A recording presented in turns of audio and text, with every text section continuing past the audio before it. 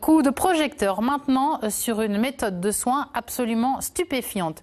Cela s'appelle la zoothérapie et comme son nom l'indique, les animaux sont au cœur du dispositif. L'idée, c'est de les utiliser lors de séances de jeu, les mettre en interaction avec des patients atteints de la maladie d'Alzheimer. Les résultats sont très bons, les malades sont heureux.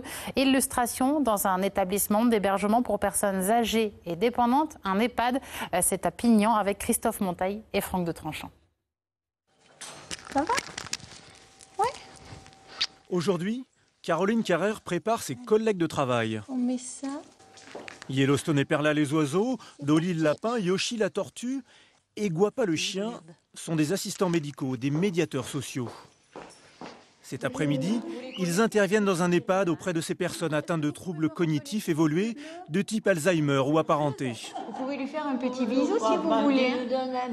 Allez, fais un bisou. Au programme, un atelier ludique et thérapeutique, des jeux qui permettent de travailler sur la mémoire et la concentration, avec Guapa comme maître de cérémonie. C'est le chien qui est la pièce clé de l'activité.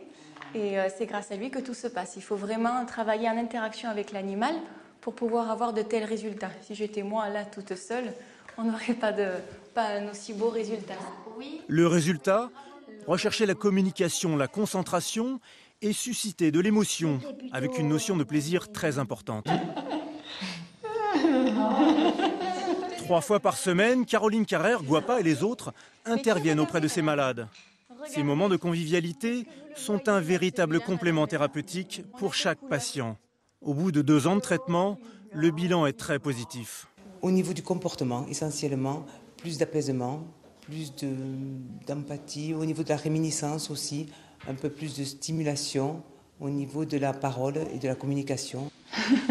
Des progrès qui facilitent les soins médicaux au quotidien sur les patients aussi. J'avais ma grand-mère, je me rappelle. Oui. Elle en avait des oiseaux. Elle en avait elle aussi.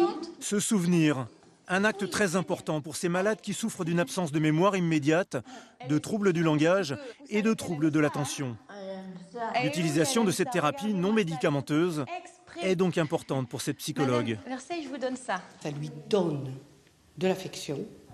Il peut en recevoir, puisque l'animal, c'est un être de vie.